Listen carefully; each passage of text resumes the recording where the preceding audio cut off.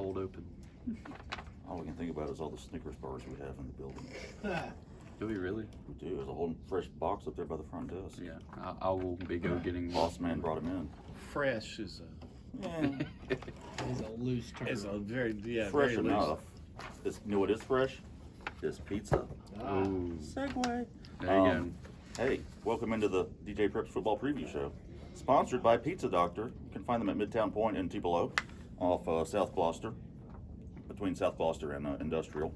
And I'm Brad. This is Dillon. You got John Luke over there behind the camera munching on pizza. John Pitts with his pithy commentary now and then. And we are here to talk, of course, high school football. Big games coming up this week. It's the last week of the regular season for classes 2A, 3A, and 4A. 1, 5, and 6A have one more week after this. Right. So it's getting to crunch time here for playoff spots and whatnot, seeding or just simply getting in the playoffs. And so we're going to look at 3 games, 3 big games to watch. We'll break them down, do the three keys to the game. We'll make predictions, which brings me to last week's predictions.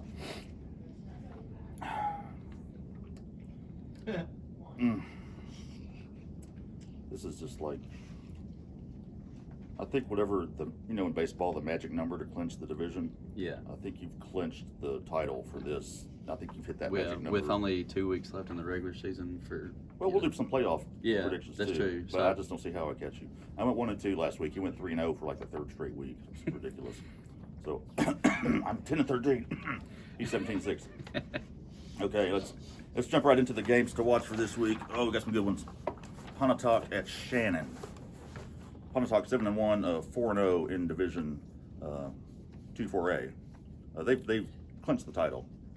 Yeah, Pontotoc's number 1. Last week beat Itawamba. They clinched it up. So. Shannon, on the other hand, is trying to solidify a playoff spot at 4-4, overall 2-2 in the division. So, big game at home for the Red Raiders. Keys to the game for Shannon: keep creating turnovers. They've been really good at that, Dillon. 24 on the season in 8 games. That's 3 per game, and they've got a really good. We talked about it before. Secondary. They've got 12 picks in the secondary. Chris Hewley, Daryl Carter Jr., and some of those guys. And you've seen those guys play before, so they fly around. They in the secondary especially. They just balls in the air. They kind of just turn it.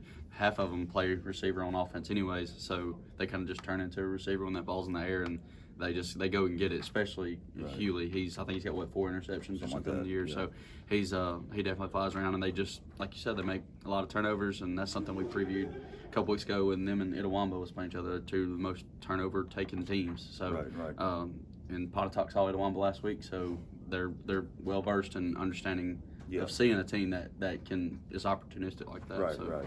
And then key number 2, Pontotoc. One reason those turnovers that Shannon can get.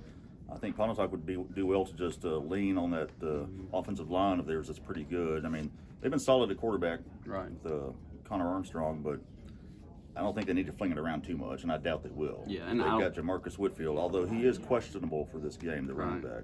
But they've also got the Jordan Ball kid and some other guys. So I just think you just need to run behind that line and try to grind it out. I think that's kind of like just what we mentioned. They played Itawamba last week, and the Itawamba's kind of comparable to Shannon a little bit, and I think Pontotoc knows what they're seeing, and that's what they did last week. And if Whitfield's healthy, they'll be and can play. I think you're right that they can lean behind that offensive line. They return all 5 starters from last year and stuff, and they played well this year. So yeah. Sure hope Whitfield can get out there. I think he only had 3 carries last week. Got hurt during the game against Itawamba. Key number 3: if Jeff Carter and Daryl Carter were brothers, and trust me, they're not. It's obvious. Who would win in a backyard scrap? I think Daryl's a little younger, but then older brothers, they got that savvy, and probably the mental. If they've ever fought before, the mental stronghold, I guess, over the younger brother, because the younger brother usually doesn't win a lot of times in those fights. So, but up at close personal, Daryl Carter looks like he's in still pretty good shape too. He's in playing shape still. Yeah, I still think he could put on the pads and help that secondary too. I bet he could. I don't know. Daryl and Jeff. He was a good quarterback. See y'all. DC? DC was an Arena League quarterback. He was a really good. Yeah, and a receiver. Yeah. So he still looks, like I said, he still looks like in good shape. So I wouldn't test him, but Jeff Carter's tougher than I am. So hey, probably Jeff Carter, Chucky Mullins Award winner, 2nd one ever at Ole Miss. There you go. There you go. So we got two I good want athletes. to see these guys tussle at midfield before the game. Let's do it. Okay. And the winner gets the ball to start the first half. All right, prediction time. I will go first. I have learned my lesson about picking against Pontotoc because every time I do, they win. I picked against them last week. So I'm going to pick Pontotoc to win this one. I'm going to say kind of low scoring. I'll say 24-17.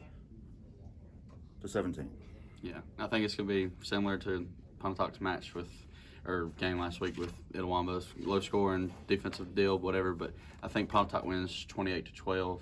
And if that happens, that would put Shannon would theoretically be the 4 seed if Itawamba beats Caledonia there. And if Caledonia ends up beating Itawamba and Shannon loses like we both have predicted, then Shannon would miss the playoffs. So that would be not Shannon good. can lose and get in, but obviously you would need Itawamba to beat Caledonia. Yeah. So, but we both got Pontotoc winning. So, all right. Shannon's probably some Itawamba fans this week.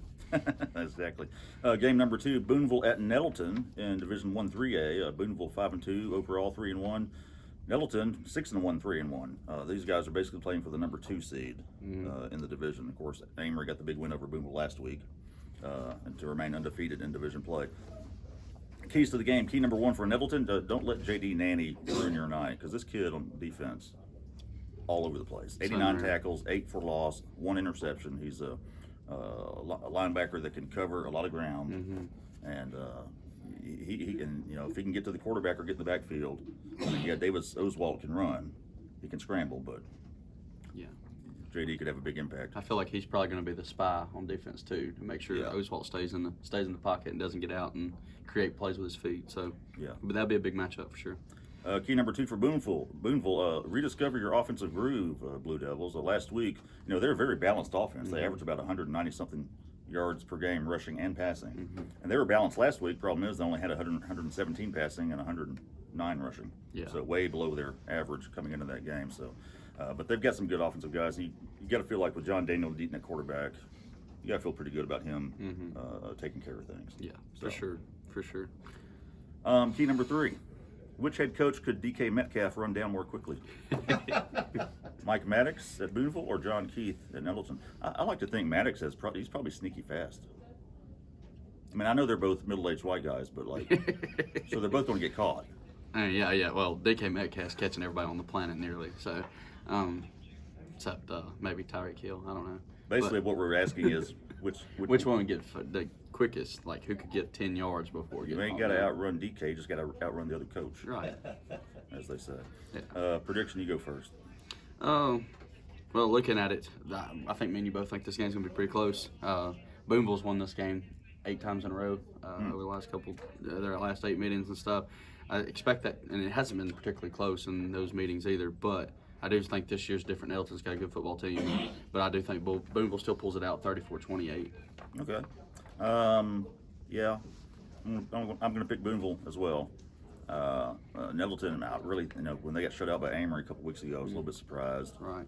Because they got some weapons on offense, but and at the very least, Boonville did put up 20 on Amory last week. True. And so, you kind of look at that and think, well, Boonville found some success. It wasn't a lot, like you mentioned their yardage, but right. It's just I don't know. Yeah. Well, I'm going to go with Boonville in this one as well. I'm going to go with I'll say 28-21, Boonville. Okay. Yeah. Game number 3, the last one, Horn Lake at Tupelo. Both of these teams 4-1 in Division 1 6A. Hernando also at 4-1. They're all sitting right behind Oxford, which is undefeated 5-0. And so this has playoff seeding implications for sure. I mean, Tupelo's already in the playoffs, but now if you get that first round home game, that's huge. And so Tupelo really needs this game, I think, especially with Oxford coming next week. Keys to the game. Key number 1 for Tupelo: get the passing game back in sync. Did not look good last week. Yeah. Jake Ware was missing some throws. He had a couple of drops. That's been an issue almost every game for Tupelo. I'm waiting for them to really bust out and have a big passing game against a quality opponent. So, but I don't know if they can do that against Horn Lake. We'll see. Key number 2 for Horn Lake: show us you can score against a real defense, because they really haven't done that much this year. Yeah. They've put up some points, but not. Most of them have been against clearly overmatched opponents. That, and then when they lost to Oxford, some of it was in garbage time and stuff too. It was 50-27, so you think, oh, they put up 27 on Oxford, No, they didn't. but Oxford jumped on them so early that I'm sure those guys kind of went to sleep a little bit. Yeah. And key number 3, the Horn Lake coach did not want to send me stats to absolutely zero advantage for his team. Now, some coaches don't like to put stats out because they think it gives the other team an advantage. It does not. And they watch film. This is the one sport that it's like they go by film, not stats. They literally exchange film on Huddle and stuff. You see what everybody's got. So I don't understand I don't know. I don't know if that's the real reason. He just said they don't believe in individual stuff. Blah blah blah blah blah blah. Team goals. Okay. Well, I can't put that in the pregame capsule. Prediction time. I'll go first. Horn Lake at Tupelo. I'm feeling saucy today, ain't I? Go ahead. The pizza doctor, saucy. There's your plug. I'm bringing the marinara or something. Yeah. This is a tough one, man, because Tupelo is.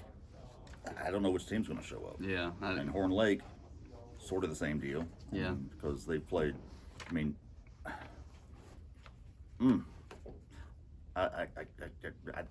Tupelo. I'll pick Tupelo. I don't know. 21-20 Tupelo. No idea. Yeah. I think I wrote down, I looked it up when you handed me this sheet a while ago because I was like, God, I didn't know either. It's kind of just either, it could go either way. But Tupelo's 22-4 all time against Horn Lake. They're 15-1 in the last 16 meetings, with their only loss coming in 2018 when Horn Lake was loaded and won the state championship with N'Kobe Dean and all those guys that they had over there. So I just think will go off past precedents, and I think Tupelo just barely edges it out at 20-14 is what I put. So let me gain any ground on you. All 3 picks. I mean, I didn't even think about us picking the same 3. I just kind of protecting that lead. No, I'm just trying to go 3-0 for the 4th straight week. So. Shut up. Time now. Those are the 3 games to watch. Time now for the Double Trouble Award, and this one goes to C.J. Hill and A.I. Nugent of New Albany. Those 2 really good running backs that I wrote about in the Wednesday Daily Journal, which you need to look at that story. It's also at djournal.com. But last week, in a 56-7 win over Tishomingo County, C.J. Hill, he ran for 280 yards and 2 touchdowns on 15 carries. Pretty good average. Yeah. And then Nugent, who also plays linebacker, had 9 carries, 151 yards, and a touchdown. On defense, he had 5 tackles, including 1 tackle for loss. So I think this is their 2nd Double Trouble Award this year. Is it? It might be. I think it is, but they're good, man. You expect it out of what, Thunder and Thunder? So. Thunder and Thunder, as Coach Stubblefield said. Yeah, I mean they've run for a combined 1,400 yards. Yeah, so they're tough. They are. All right, so that's all the time we got for this episode of Prep Rally. John Luke's gonna have a fun time trying to edit this. Cut. Be sure to again check out Pizza Doctor, our sponsor, over at Midtown Point here in Tupelo. Hey, check out our podcast. We'll have it dropping later today. Prep Rally, you can find it in iTunes, any of your podcast apps, or online at preprally.djournal.com. We're on Twitter at djournalpreps. He's at Dillon Barnes DJ. I'm at Brad Locke. And we'll have plenty of football coverage throughout the rest of the week and into the weekend. And that is all the time we have. Wait, nope. We'll see y'all next week. Missed it.